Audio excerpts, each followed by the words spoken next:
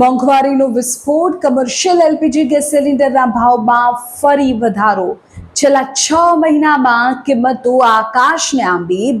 અડધા વર્ષમાં માત્ર 6 મહિનામાં કમર્શિયલ ગેસના ભાવમાં 97% વધારો. સામાન્ય ગ્રાહકો માટે રાહત છે. ઘરેલું રસોઈ ગેસ સિલિન્ડરના ભાવમાં કોઈ ફેરફાર નથી, કિંમતો યથાવત છે. આજે 1 જૂન છે અને મહિનાની શરૂઆત થતાની સાથે જ સમાચાર મળ્યા છે કે સામાન્ય જનતા અને ખાસ કરીને વેપારીઓ પર હવે મોંઘવારીનો વધુ એક માર પડ્યો છે. અને અંતે તો મોંઘવારીનો વેપારીઓ પર પડેલો આ માર ધીરે ધીરે સામાન્ય જનતા પર જ શિફ્ટ થતો હોય છે. ઈંધણના વધતા ભાવ વચ્ચે હવે કમર્શિયલ ગેસ સિલિન્ડરના ભાવ ફરી વધ્યા.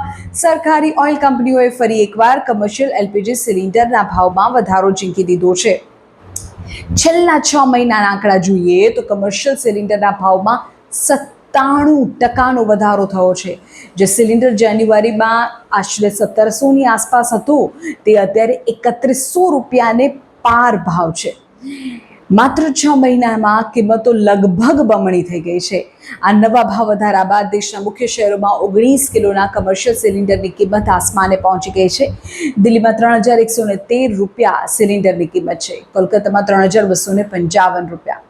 ચિંતાની વાત એ છે કે આ વખતે માત્ર 19 કિલોનું મોટું સિલિન્ડર જ નહીં, પણ નાના વેપારીઓ અને મજૂર વર્ગ જે વાપરે છે તે 5 કિલોનું નાનું સિલિન્ડર પણ તેમાં પણ ભાવ વધી ગયો છે.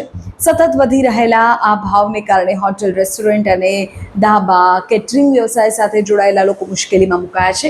વેપારીઓનું કહેવું છે કે જો ગેસ આટલો મોંઘો થશે તો તેમની પાસે ખાણીપીણીની ચીજોના ભાવ વધારવા સિવાય બીજો કોઈ જ રસ્તો નહીં રહે. એટલે આડકતરી રીતે તો સામાન્ય જનતાના ખિસ્સા પર જ કાતર ચાલવાની છે.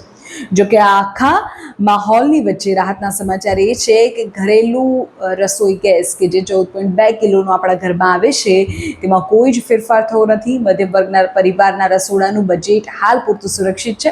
પણ જો આપણે ઘરે જમીએ તો બહાર જમીએ તો સ્વાભાવિક છે કે કમર્શિયલ સિલિન્ડરના માં ભાવ વધારો જે થયો તે ધીરે ધીરે આપણા પર શિફ્ટ થશે.